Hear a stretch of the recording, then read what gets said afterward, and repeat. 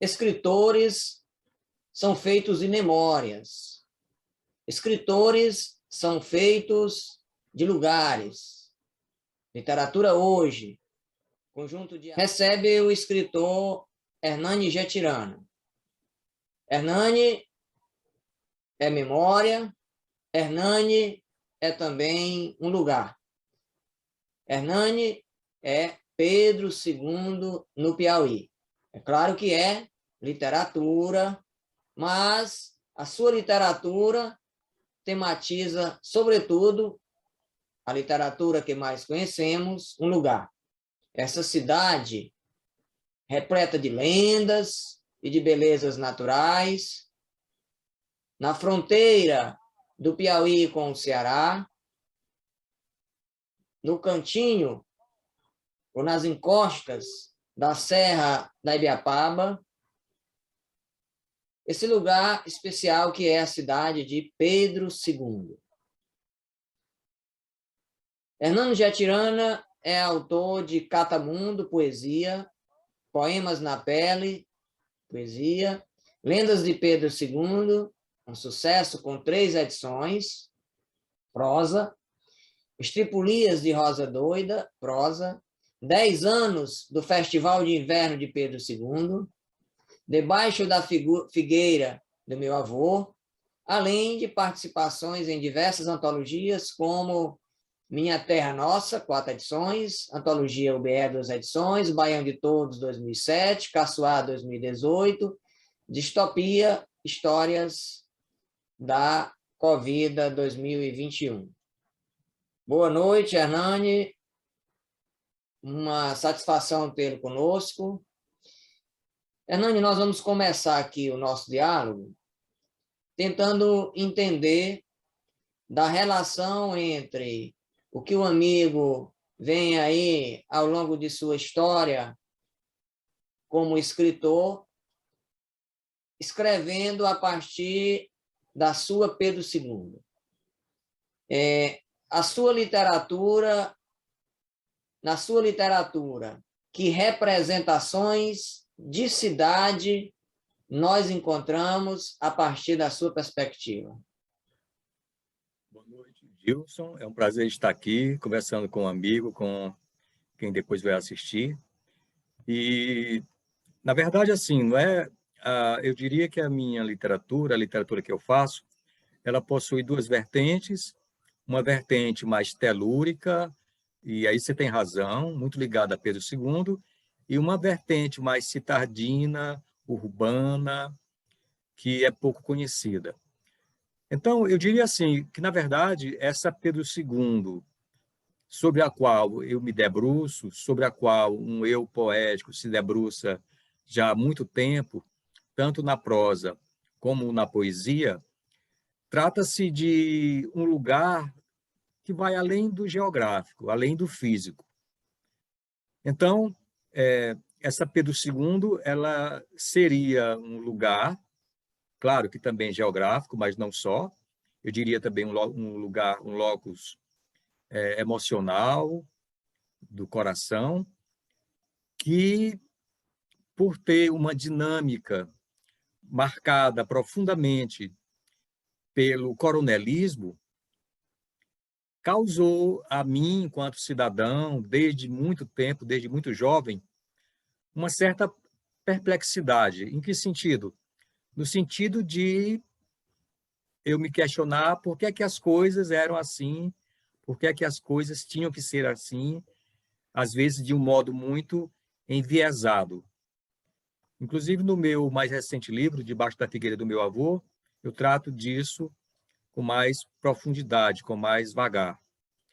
Então, para ser bem direto na resposta à sua pergunta, essa Pedro II de que eu trato na minha literatura é uma Pedro II que, no tempo, na história, ela estaria no passado, inclusive até no passado remoto, mas também no passado recente. E este passado ele não foi finalizado, ele não teve um ponto. O que, na verdade, não é nenhuma novidade. a gente sabe que muitos teóricos falam sobre isso, né? O passado, ele sempre é removido, ele sempre é remexido, ele sempre é ressignificado por nós que estamos no presente. Então, a, a minha literatura, ela tem sido como que algumas idas nestes espaços de lembrança, de memória, de uma Pedro II, às vezes do tempo que havia apenas lampiões ou aquela luzinha de uma usina a diesel, até uma Pedro II meio lendária, legendária, de quando ainda nem Pedro II se chamava, mas se chamava Matões, Piquezeiro e Itamaraty. Então, eu diria assim que, você sabe que você também é escritor, às vezes a gente não tem muita clareza sobre o que escreve. Só as outras pessoas que leem é que conseguem dar para você alguns nortes. Mas, evidentemente, que a gente também tem um certo conhecimento do métier, e eu diria que é isso, né? É uma Pedro II que eu, enquanto aí, como cidadão e como escritor também, me propus a retrabalhar, retratar, através das narrativas, sob pena de que, se isso não fosse feito, tudo isso se perderia nessa enxurrada desse presente que cada vez mais está numa direção de velocidade que ninguém sabe para onde vai, as coisas com uma duração do imediatismo, do clique no celular e por aí vai. E o tempo que a minha literatura exige do leitor é um tempo de uma certa tranquilidade, no sentido de que as coisas vão mais devagar, para que ele ou ela, leitora, consiga, ao ler o que está ali, rememorar a sua infância, ou até, como alguns alunos meus dizem, ter que conversar com os pais, com os avós, para recomporem, ainda que na imaginação, essa Pedro II que fica ali beirando entre alguma coisa factual, mas também alguma coisa lendária. Eu vou projetar aqui, Hernani, duas de suas lendas. Peço que você leia inicialmente uma delas, para que nós possamos conversar um pouco a respeito das lendas.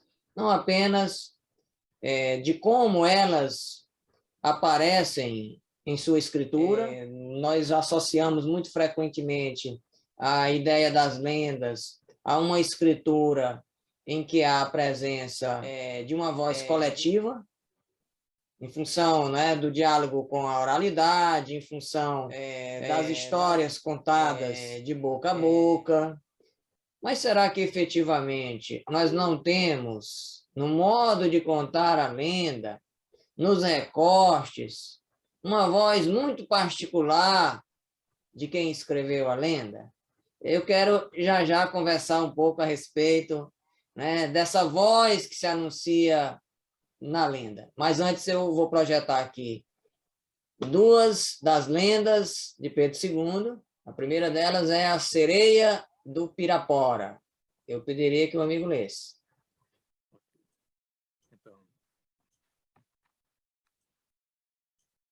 Muito antes da cidade de Pedro II ter esse nome, na região do Olho d'Água Pirapora, havia poucas casinhas. E em uma delas vivia um casal com sua filha, Helena, uma bela moça na flor da idade. Helena era muito obediente aos pais e sua mãe tinha orgulho dela. Mas pelo fato de haver tido a filha quando já estava quase desacreditando de que um dia seria mãe, fazia mimos à menina, o que não atrapalhou em nada sua criação. Trabalhadeira, a mocinha fazia de um tudo dentro de casa. e ainda ajudava o pai na roça, nos trabalhos mais leves. Também ajudava a mãe com a lavagem da roupa. Por isso, acompanhava a mulher em suas idas ao Pirapora. Na volta, com a roupa dentro de uma trouxa, subia pelo paredão do Pinga, por uma veredinha íngreme de dar medo, pois naquela sexta-feira santa à tardinha, os pais de Helena se arrumaram e convidaram a filha para irem visitar uns parentes que moravam do outro lado da cidade. Qual não foi a surpresa do casal quando a menina balançou a cabeça e com ela a bela cabeleira preta, dizendo que não iria. Em seguida, correu para junto da mãe e lhe beijou as mãos, pedindo para não ir. A mulher, a princípio, nem admitia que Helena ficasse sozinha em casa, mas, constatando que o marido parecia consentir com a cabeça, também resolveu acatar o pedido da menina. Helena era uma filha tão boa que não custava nada fazer a vontade dela algumas vezes. E enquanto seus pais se despediam dela e ela tomava a bênção a um e a outro, beijando-lhes as mãos, não se continha de felicidade e procurava esconder isso da mãe, porque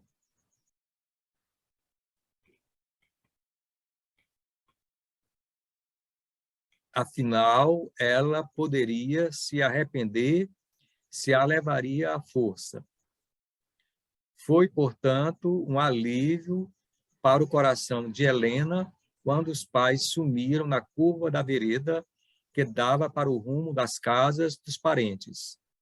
Helena deu pulinhos de alegria e, mais do que ligeira, correu à cozinha, pegou uma cabaça de carregar água e uma rodilha e desceu do rumo do Riachinho Pirapora.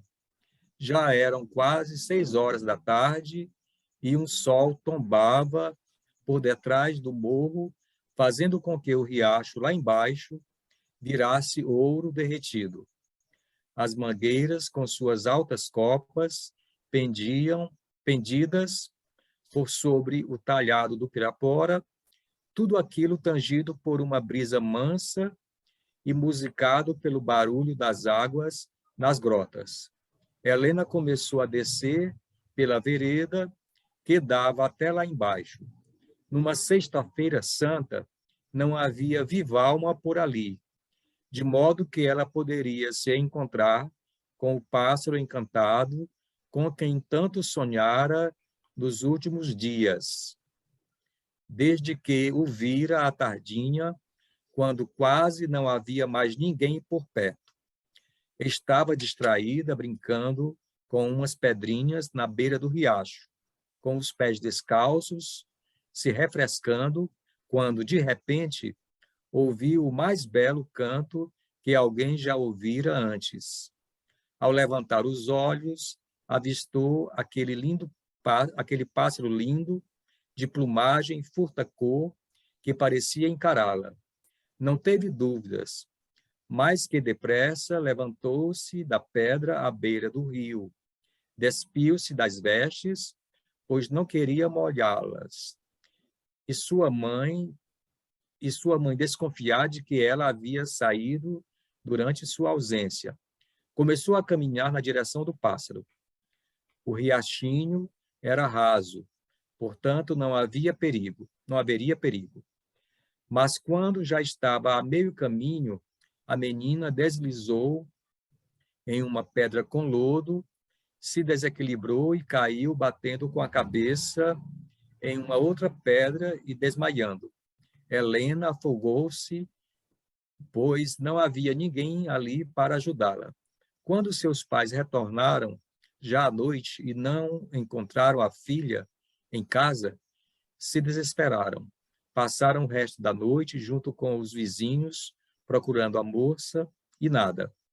As buscas prosseguiram no dia seguinte, e no outro dia, e no outro, e no outro, até que, aos poucos, as esperanças foram se esvanecendo. Dizem que o pai de Helena morreu de desgosto anos mais tarde.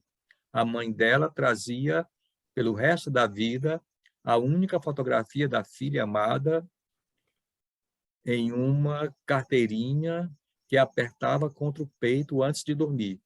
A pobre mulher morreu velhinha, mas por todos os dias do resto da vida dela, lembrava-se da querida filha. O tempo passou.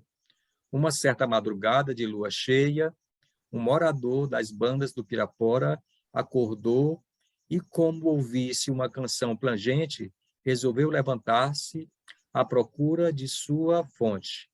Qual não foi sua surpresa quando, ao aproximar-se do talhado magistralmente banhado pela luz do luar, avistou lá embaixo, no riachinho Pirapora, a silhueta de uma sereia cantante, com um pássaro emplumado pousado em uma de suas mãos, tudo envolto por uma cintilante campânula de luz.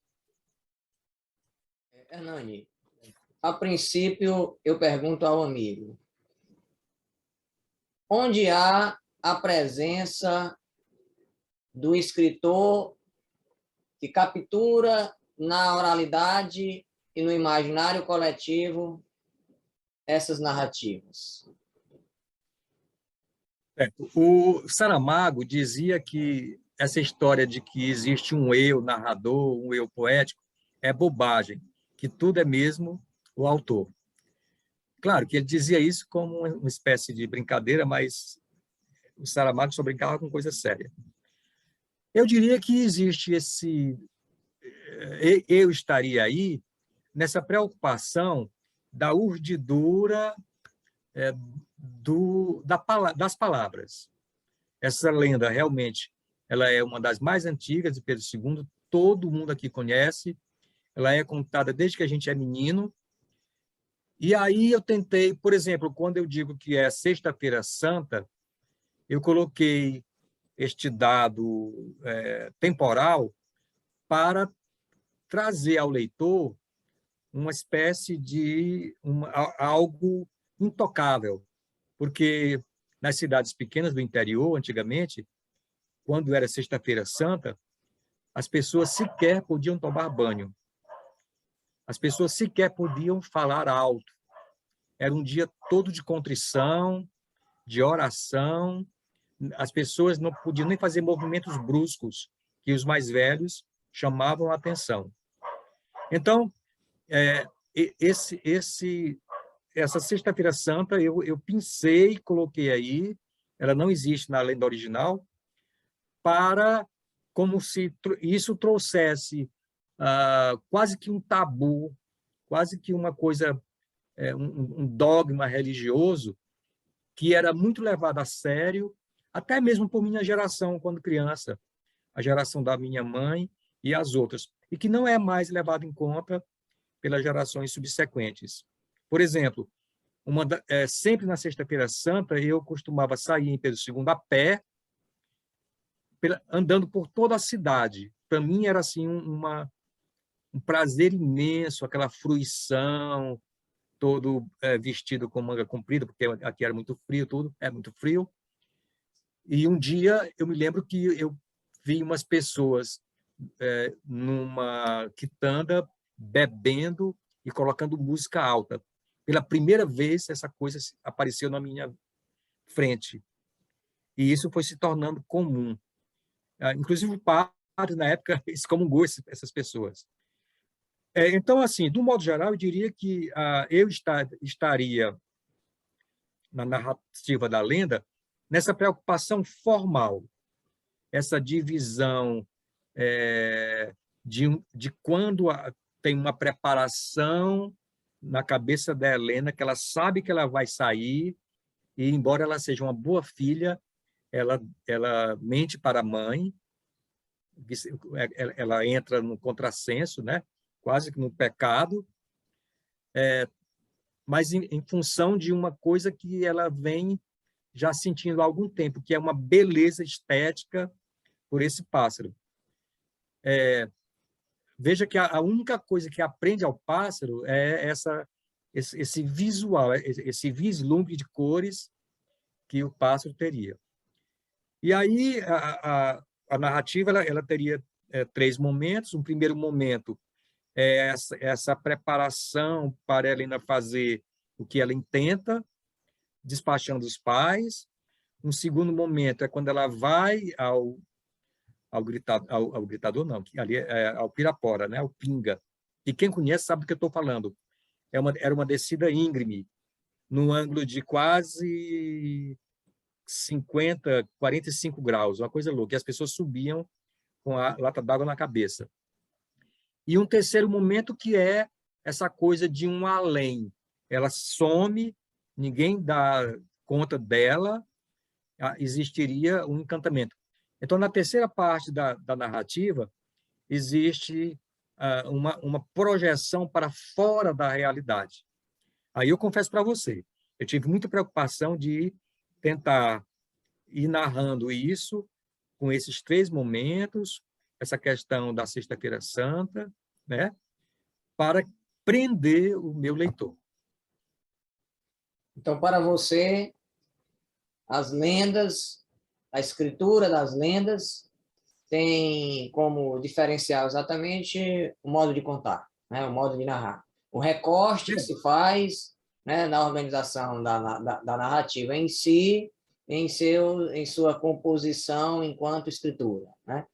Eu vou aqui, aproveitando-me aí de sua fala, o tempo que você ia falando, e o tempo em que ia lendo também a lenda, me ocorreram aqui algumas questões. Uma delas eu havia até pensado um pouco antes aqui do nosso diálogo, antes de começarmos aqui. Há nessa narrativa elementos que identificam o lugar de onde ela nasce. Exatamente o lugar que é Pedro II. Mas, naturalmente, que outros lugares do mundo também se identificarão com esta lenda, porque há um aspecto muito comum entre as lendas de todos os cantos do mundo. Elas são explicações para o absurdo, né? Para momentos que fogem do real, situações adversas que fogem do real, né? Eu fui criança na década de 70 e 80, e eu vi muitas histórias contadas pelos mais velhos na soleira das casas. E essas histórias, elas sempre habitaram a minha imaginação. Quando uma pessoa de idade, vou usar aqui essa expressão, começava a contar, já acendia ali a luzinha, eu já estava atento ali, e aquilo mexia profundamente com a minha imaginação. E essas histórias estão muito repletas também de moralismo, né? Elas trazem ensinamentos morais. Eu lembro que, certa feita, se disse que uma moça estava secando as pernas. Ela era muito má para a mãe e estava secando as pernas, né? Começou a secar um braço e estava secando as pernas, estava sem andar, né? E já estava num estado de saúde bastante debilitado. Naturalmente, né, ali, aquela situação teve origem, certamente, em alguém que tinha uma conduta não aprovável em relação aos pais, desenvolveu um problema de saúde, o imaginário foi tratando, né, de criar essa história. Então, quando a gente vai aí para as lendas, me permita que essa digressão longa que eu fiz, quando a gente vai aí para as lendas de Pedro II, que você consegue observar aí nessas lendas de aspectos que possam justificá-las? Onde é que essas lendas encontram explicação? Essas lendas que foram catalogadas pelo amigo e que estão aí nesse livro de tanto sucesso que é Lendas de Pedro II. Certo. Na verdade, assim, são 4 edições, a primeira fez 20 anos agora, né? E são 9 lendas. E todos os anos, como professor, nesses últimos 20 anos, eu desafio pessoas de Pedro II, sobretudo estudantes, a me trazerem uma 10ª lenda. Até hoje, quando a pessoa me traz uma 10ª lenda, eu provo para a pessoa, levando em conta uma série de conceitos e tudo mais, de que isso, na verdade, é uma derivação de uma das 9. Até hoje, ninguém reclamou e aceita os meus argumentos. Então, assim, por exemplo, a lenda da sereia do Pirapora, ela tem muito a ver, Dilson, com a questão de que Pedro II é uma cidade que está no meio de 4 grandes olhos d'água: Pirapora, Bananeira, Pimenta e Buritizinho. Existe um texto meu que faz uma narrativa ficcional através do realismo mágico, né? De que os desbravadores de Pedro II chegaram no platô da Serra do Gritador, e ao olharem para cá, eles viram um quadrado todo esverdeado, bem verdinho. E qual era a lógica disso? É porque esse quadrado está, em cada canto tem um olho d'água, como realmente é. Então, no caso da lenda específica da sereia do Pirapora, tem a ver com essa... O Pirapora na verdade, ele tem o formato de uma ferradura, é uma depressão considerável. Quando aqui chove muito, isso vai um volume d'água imenso, é uma cachoeira linda. A gente, quando era criança, tomava banho lá, por sinal. São 2 quedas de mais ou menos 30 metros por aí. E lá embaixo as árvores têm uma altura de 50 não, mas 40, 35 metros. E quando você dá um grito, esse grito ecoa ao redor daquilo dali.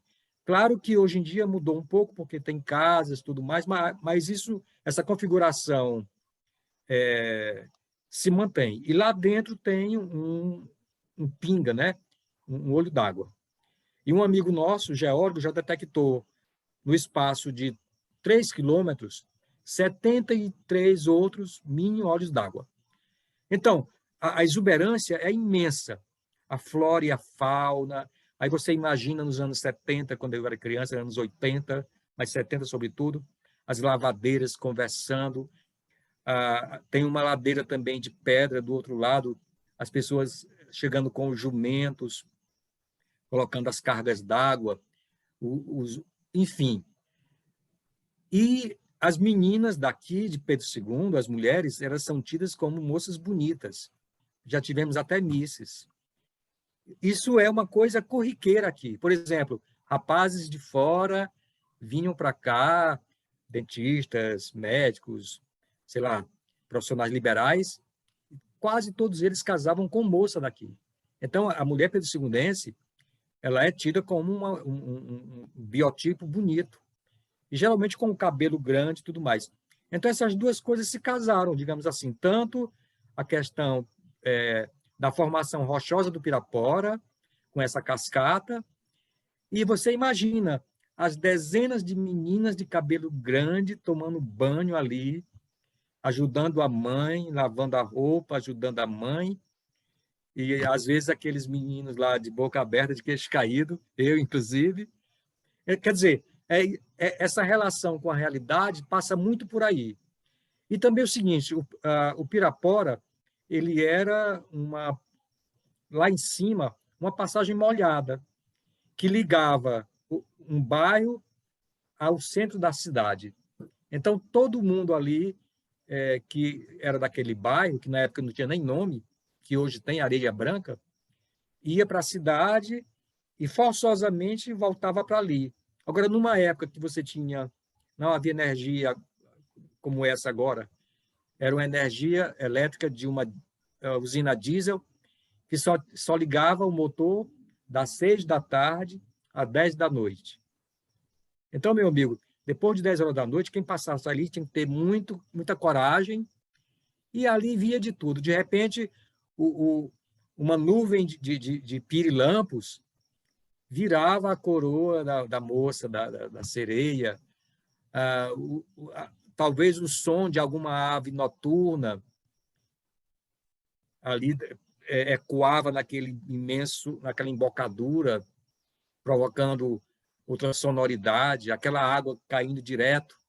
Então, essa relação aí física, né, da fauna com a flora, e mais à noite, e a imaginação das pessoas, essa sereia realmente era visualizada no inconsciente coletivo. Nós vamos, Falando especificamente. nós vamos projetar aqui, Hernani, a outra lenda que está entre as suas lendas preferidas, Chora, Chora do Tamboril. Peço ao amigo que leia.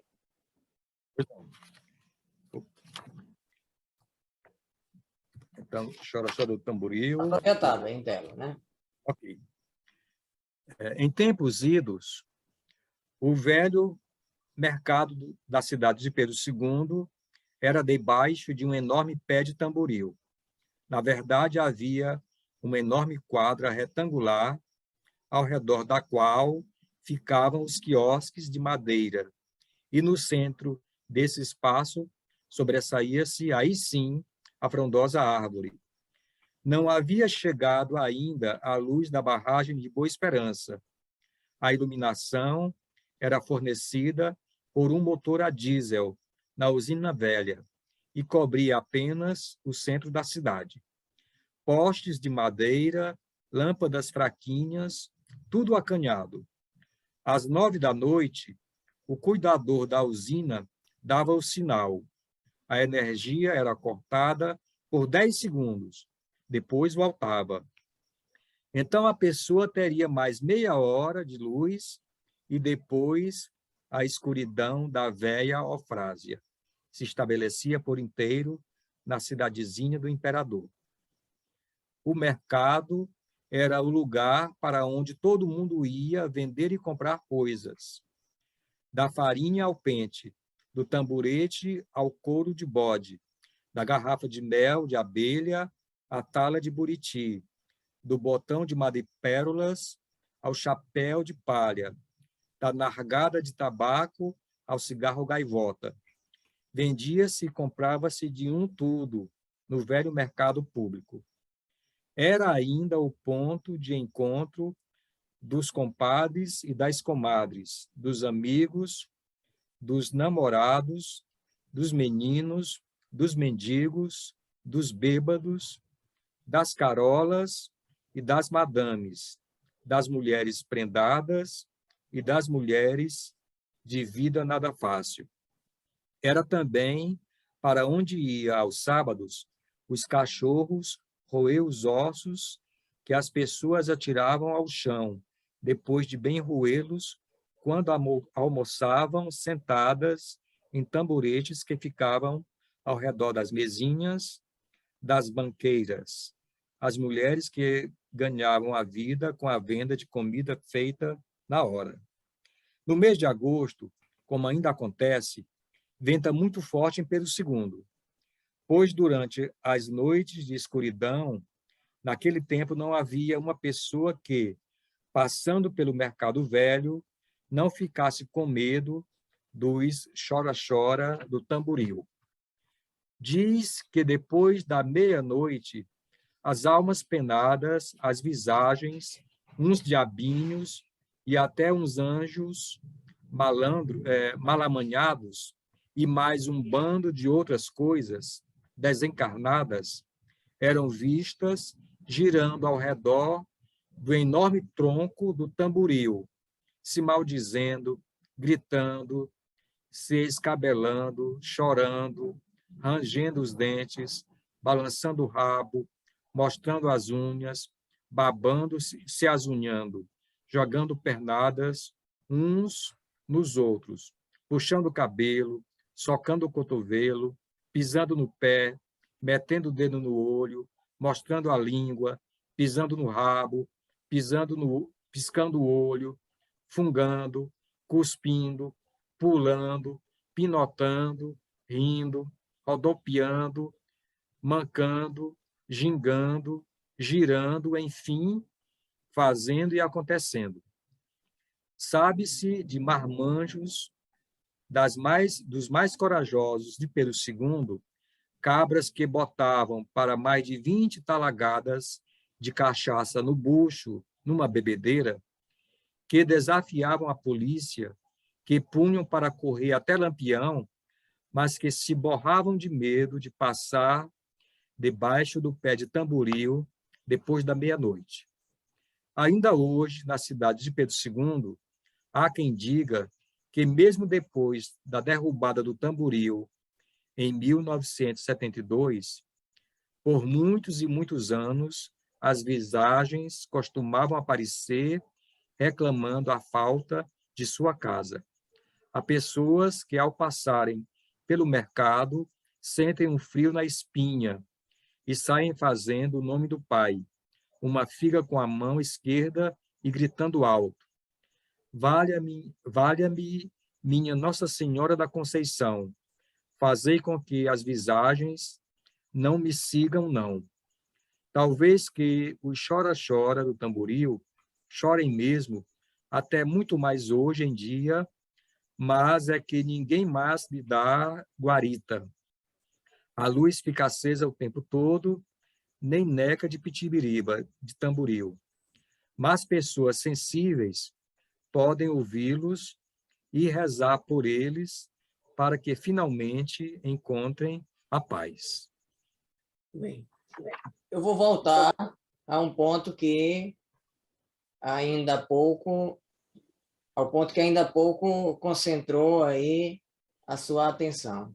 Na lenda anterior, o amigo se deteve em demonstrar como costumes e o cotidiano de Pedro II se faziam refletir na lenda. Nós temos, de igual modo, os costumes e o cotidiano de Pedro II também nesta lenda. Porém, lendas têm naturalmente que a sua história.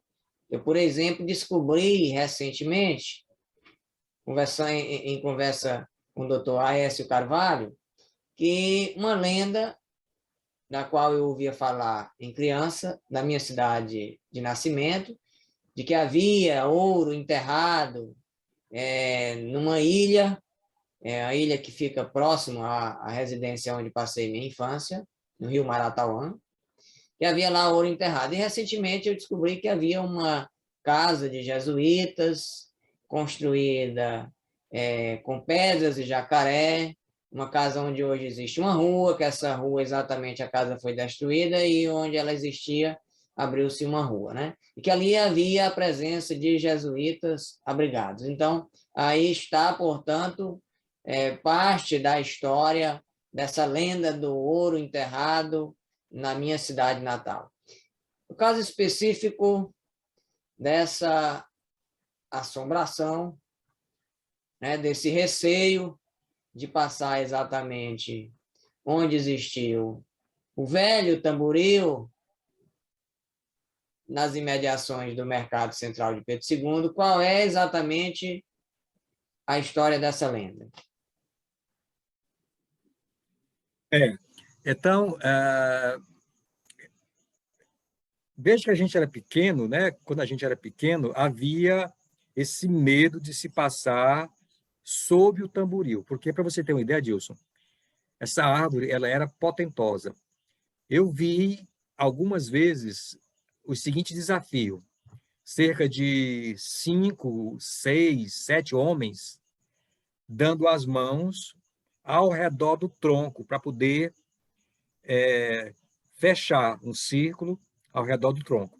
Então, você tinha aí, às vezes, 6, 7 homens adultos para conseguir circular o tronco. E a altura dela era alguma coisa aí como 25, 24 metros.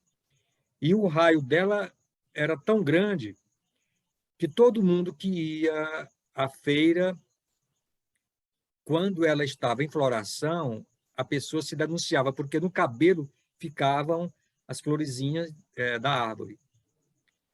Ela era tão grande que a gente que era menino, a gente passava sob algumas raízes, porque a raiz dela vinha, saía e fazia uma meia-lua e adentrava ao chão. Então, ela foi cortada realmente em 72 por o prefeito aqui da cidade, o doutor José de Castro. E foi feita uma construção em alvenaria, e a frase era essa: além do tamboril, melhor assim. E hoje em dia, falando com a mulher do prefeito, que já faleceu, a dona Toninha, que ainda é viva, a viúva, ela disse que hoje em dia não faria mais isso. Mas na década de 70, havia aquela ideia de que o Brasil estaria num desenvolvimento desenfreado, aquela coisa toda, o milagre brasileiro, e ainda não havia uma consciência ecológica, né? E aí teve um incidente quando foram cortar essa árvore. Você imagina que ela foi cortada no machado, então se levou mais de uma semana, vários homens cortando a árvore abaixo, e num dado momento um dos galhos cai e um dos homens é catapultado. Ele praticamente é jogado no pequeno voo, se feriu, mas não foi nada de grave, ainda bem. Então, a lenda, ela realmente... Havia essas histórias. Depois que a luz apagar, ninguém mais tinha coragem de passar sob o pé de tamboril. Agora, nesse quadro do mercado, na época, havia uns quiosques de madeira. E um dos mais famosos era o quiosque do seu Chico Mel Quente, que era um homem que colocava à noite, as pessoas jogavam lá aquele jogo de cartas ao Petromax. Então era muito comum ali a ver os jogadores e aquele pessoal piruava o jogo. Isso ia até um pouco mais tarde. Mas depois que esse grupo ia embora, nenhum deles ia embora só. Eles só iam de 2 ou 3, com medo do chora-chora do tamboril. Agora, como é que fisicamente acontecia o chora-chora? Pedro II, no mês de agosto, havia naquela época ventos muito consistentes, ventos muito fortes. E a folha do tamboril, ela é pequenininha, muito pequena. Então, você tinha ali milhões de folhas com aquele vento muito forte. Quando o vento entrava na folhagem, ele ia provocando um som ensurdecedor. Só tem um paralelo a isso, agora aqui em casa, perto de casa, uma torre de telefone celular, bem 50 metros. E qualquer vento mais forte, ela silva, ela uiva. E eu me lembro do tamboril. Agora você imagina, milhões de folhinhas com uma massa de vento muito forte, 20 quilômetros, 30, 40 por hora, numa madrugada gélida, era realmente ensurdecedor. Eu morava na rua muito próxima, que era a rua Jacó Uchoa, então era muito comum a gente acordar de madrugada com medo do chora-chora do tamboril. E a mãe da gente disse, não sei o quê, aquela coisa toda, mas no mês de agosto, ninguém conseguia dormir muito tranquilo, não. Então, a lenda do tamboril é uma espécie de lamentação coletiva, né? Perfeito. Lamentação coletiva. Lamentação coletiva. Porque você foi, como sempre, você é muito observador, né? Na verdade, eu tenho um texto paralelo a essas lendas, que é um artigo que eu fiz na minha época de universidade, em que eu procuro fazer isso que você está dizendo aí, né? A partir de cada lenda, esse nascedouro de cada uma, o contexto cultural, o contexto religioso, social, sempre é um amálgama, sempre é um amálgama. E realmente, a lenda da sereia do Pirapora e do Chora-Chora eram as mais contadas, né? São as mais contadas. Tanto é que quando eu vou dar palestra nos colégios, a primeira pedida é sereia do Pirapora e depois Chora-Chora do Tamboril. Você tem uma ideia? Toda menina que uma vez na vida fez a sereia do Pirapora, toda não, mas grande parte, elas mandam para mim depois as fotografias. Hoje em dia, pela internet, pelo celular. Professor Hernani, eu fui à sereia em tal lugar, em tal colégio. Já vão para mais de 100 sereias. E hoje em dia eu já tenho as filhas das sereias fazendo a sereia do Pirapora. Aí me chamam, eu dou a palestra, converso, tiro foto. É um prazer imenso. Porque, assim, as lendas elas foram pesquisadas por mim, mas no meu livro a pessoa pode reproduzir qualquer lenda sem nenhum problema, desde que me cite a fonte. Eu não detenho o poder, como é que chama? Os créditos, né? Os créditos. Mesmo porque a lenda não é minha, eu sou só a pessoa que pegou isso e colocou tudo, as 9, no livro. Nós vamos, então, saindo das lendas, nós vamos visitar o seu mais recente livro publicado. Nós vamos começar pela leitura de um capítulo, o capítulo 7º.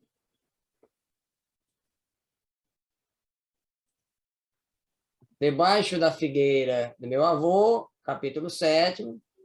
Fique inteiramente à vontade para a leitura. Certo. Chama-se Os Pereira Brothers. Pedro II ainda não tem digamos, livro oficial, no qual sua história esteja contada.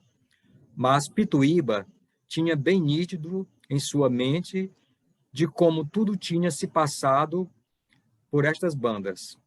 Para Pituíba, os Pereira Brothers tinham chegado por aqui na maior pindaíba, rasgados, esfarrapados, com os pés cheios de bolhas, piolho em tudo que era de cabelo, até nas partes pudicas, escorbuto, e todos eles putos na vida. O velho Pituíba, inclusive, pregava que os meninos, os chamava assim, deveriam ter chegado pelas bandas da Serra dos Matões e de cima da serra olharam para baixo e, afastando os cabelos empiolhados e aprumando a vista, devem ter visto um belo verde em forma de retângulo. E por quê? Aí Pituíba era certeiro, porque o retângulo verde era delimitado pelos 4 olhos d'água, Pirapora, Bananeira, Pimenta e Buritizinho. A essa altura da história, Pituíba dizia que os Pereira Brothers não poderiam ter chegado pelas bandas do que viria a ser o município de Pedro II sozinhos, mas nunca que os 4 teriam tido a mínima chance de chegarem vivos após percorrerem mais de 100 léguas, como parece ter sido o caso. Se apareceram pelas bandas de Pedro II, é porque vieram com uma penca de negros e certamente de índios, capitães do mato, armados para controlar os negros e índios. E estamos conversados, dizia Pituíba. Isso explicaria os primeiros nomes do município, Matões, porque chegaram pela região que seria batizada de Serra dos Matões.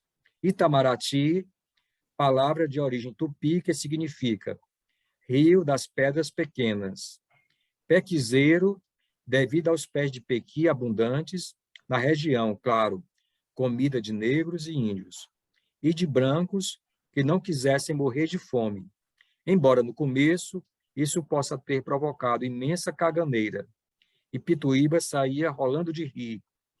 Uma vez, para se ter uma ideia, Pituíba foi convidado a dar uma entrevista a um jornalista da Rádio Pioneira de Teresina, que viera a Pedro II fazer uma reportagem sobre as riquezas do município.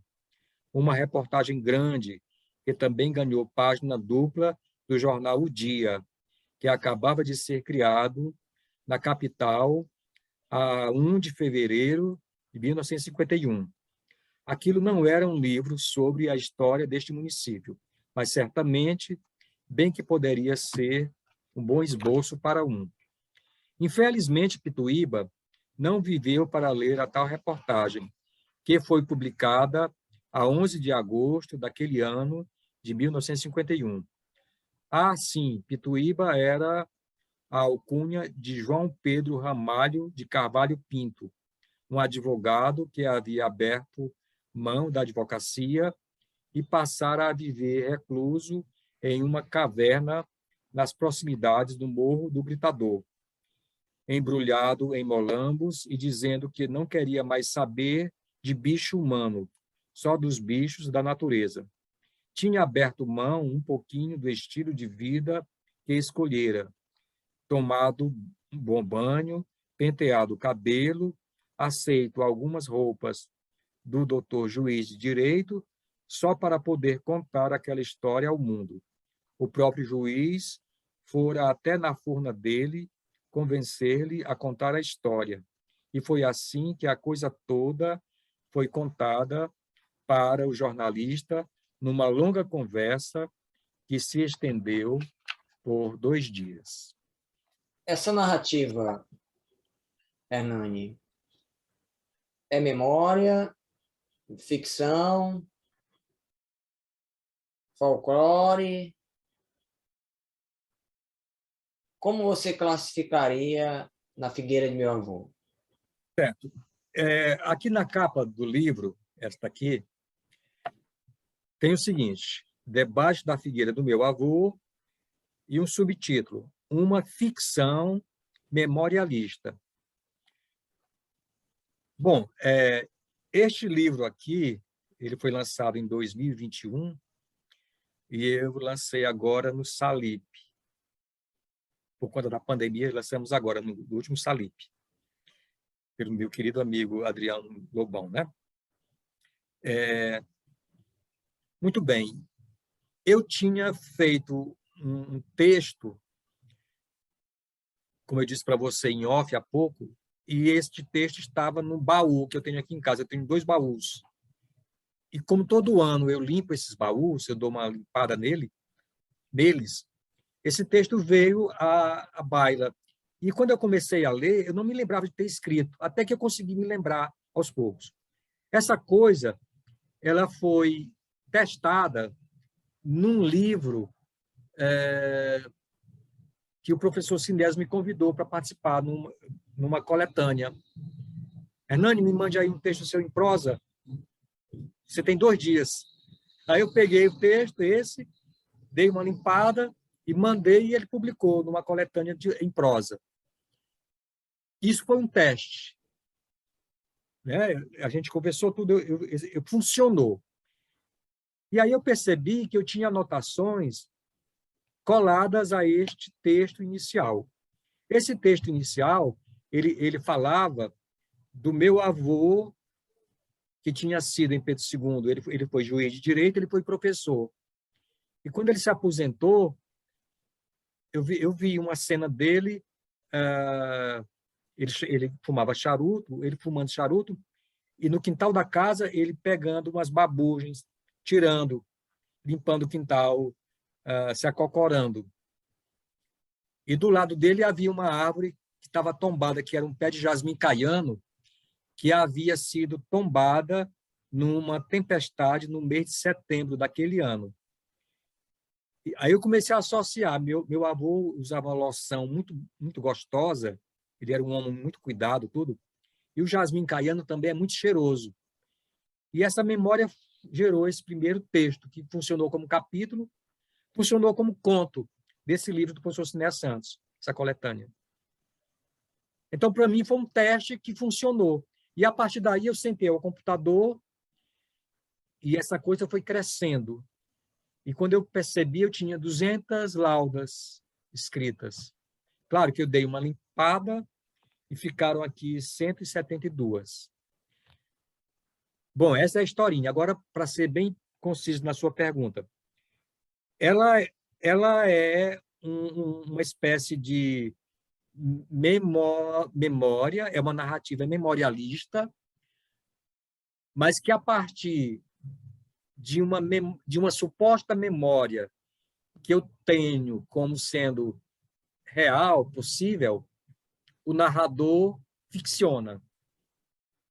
Então, é como se essa memória do meu avô, pegando as babugens, fumando cigarro, fumando charuto, de óculos, o cheiro da lavanda, isso aconteceu, eu julgo, quando eu tinha 7 anos, 8 anos de idade. A partir daí, o narrador ficciona. Esse personagem aqui, o Pituíba, por exemplo, existiu na cidade um homem chamado Pituíba, que realmente era recluso.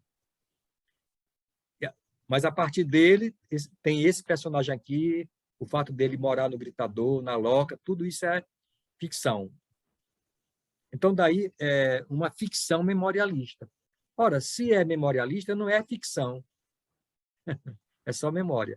Daí essa brincadeira. E aqui dentro do livro, né, no próprio... aqui como é que a gente chama? Na orelha. Na orelha, né? Na orelha, exatamente, na orelha. Na orelha, esse alter ego, né, já dá meio que um toque para o leitor sobre isso, sem entregar a rapadura, como dizem. Então é isso, né? Quer dizer, eu estava pensando, é uma coleção de contos? Não é, mas pode funcionar como? É um pequeno romance? Não é, mas dá para funcionar também, porque você pode abrir o livro em qualquer capítulo e lê-lo sem prejuízo do todo. Mas se você for sequenciando, há também uma certa relação entre os capítulos. Uniformidade, né? Um certo diálogo, né? Isso. Agora eu vou ser muito sincero com você. Esse livro aqui, ele levou 7 anos para ser escrito, e é assim, é como se fosse uma incumbência, e ao escrevê-lo, eu me senti muito à vontade, muito tranquilo, como se fosse uma coisa que eu estivesse devendo a mim mesmo, ao menino que eu fui, ao meu avô. É uma desincumbência, um desencargo de consciência. Claro que eu curti muito, né? Assim, foi muito prazeroso. Aí está, então, a sua memória afetiva. Né? Exatamente, eu acho que é por aí. Afetiva. É.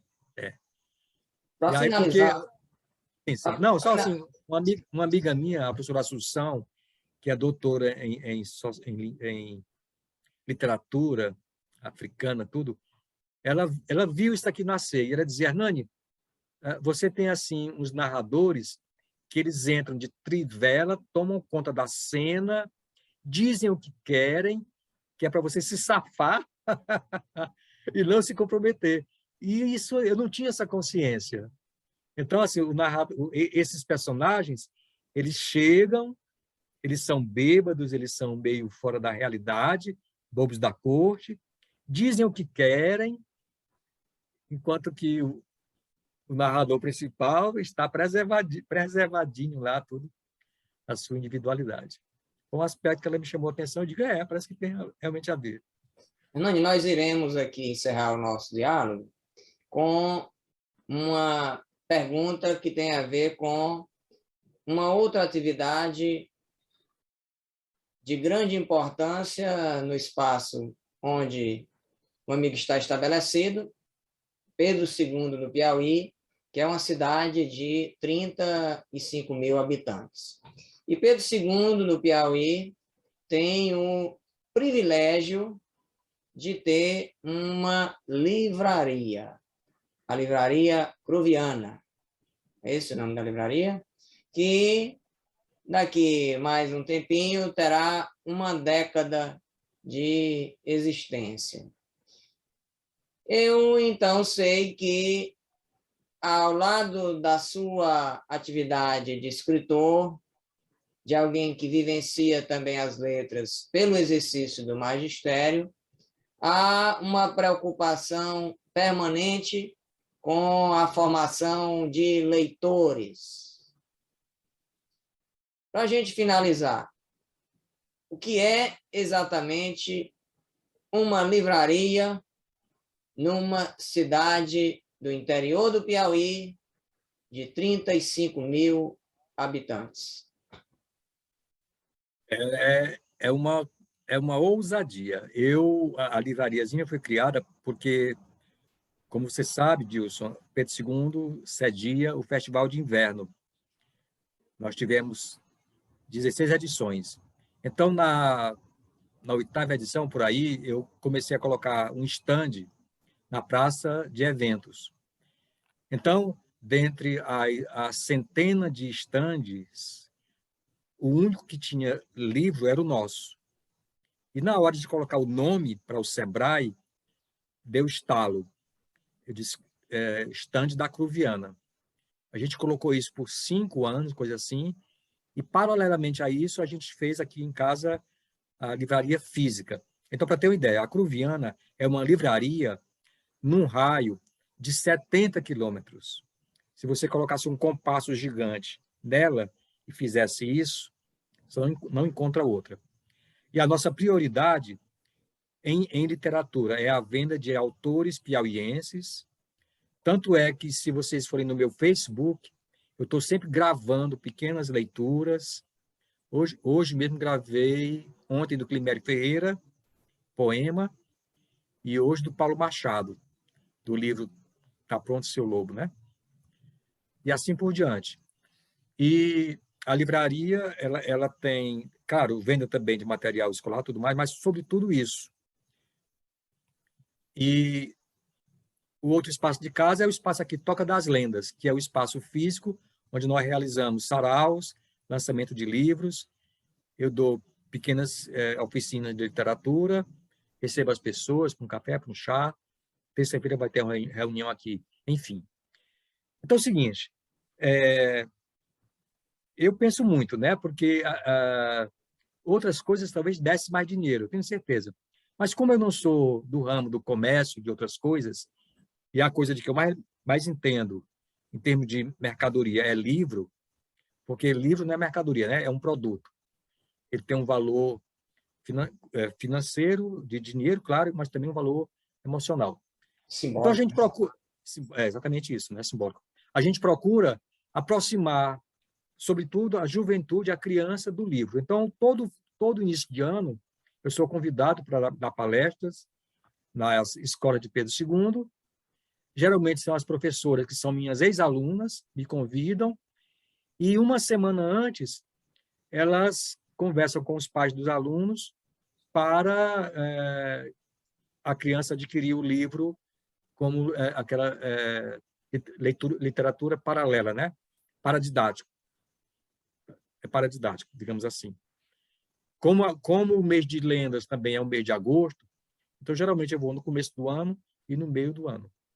Então, basicamente, é isso. É um desafio, não é fácil, porque a gente vive num país que a literatura é tratada, você sabe de que maneira, a leitura também não é algo que é muito divulgado, mas, assim, não temos prejuízo, evidentemente, claro, mas, do ponto de vista emocional, é muito bom. A gente receber, de repente, uma mensagem lá de São Paulo: você tem um livro novo? Manda aqui o Pix, a gente manda. E aquela criança, aquele jovem, eu sempre também presenteio, né, os meus alunos. Eu sorteio tudo mais. Por exemplo, quinta-feira agora eu vou dar uma palestra sobre a Semana de Arte Moderna numa escola chamada Escola Thomas A. Kempis, que é uma parceria de uma entidade de Pedro II, Mandacaru, com a entidade alemã. São 150 jovens, fundamental menor e maior. E é claro que eu vou levar livros para fazer sorteio, porque eu quero ganhar esses meninos e essas meninas para a leitura, para a literatura. E, às vezes, um simples toque, uma simples conversa, a simples leitura de um poema, um pequeno sarau, você revela o que já está lá adormecido. E a coisa melhor do mundo, você sabe disso, Dilson. Você sabe disso, Dilson. É você ver um jovem, um adolescente despontando para a leitura. A maneira que ele cresce, o vocabulário melhora, ele consegue ver as coisas com maior dimensão e tudo mais. Então é isso. A Cruviana e a Toca das Lendas são 2 espaços onde a gente vai aqui levando a bandeira da leitura e da literatura. Sobretudo a literatura brasileira de matriz piauiense, como diz o nosso amigo professor Romero, né? Parabéns, Hernani Jatirana, escritor Hernani Jatirana, professor, formador de leitores, pelo belo trabalho que o amigo desenvolve, seja escrevendo, seja literalmente formando novas consciências. Muito Mas você obrigado. também, Muito eu me obrigado. agradeço muito. E você também é um desses também. Você também é um, como minha mãe dizia, perna forte, a pessoa que está ali sempre. Seu trabalho é brilhante. Eu tenho tido muito prazer de tê-lo como amigo, Dilson, sinceramente. Você é um cara que eu admiro muito. Você tem uma seriedade muito no que faz, é uma pessoa competente, um bom escritor, tem muita teoria, que isso é importante na nossa área, e é convincente. Isso é bom. Muito obrigado. Acompanho também o trabalho do amigo com bastante admiração e bastante entusiasmo.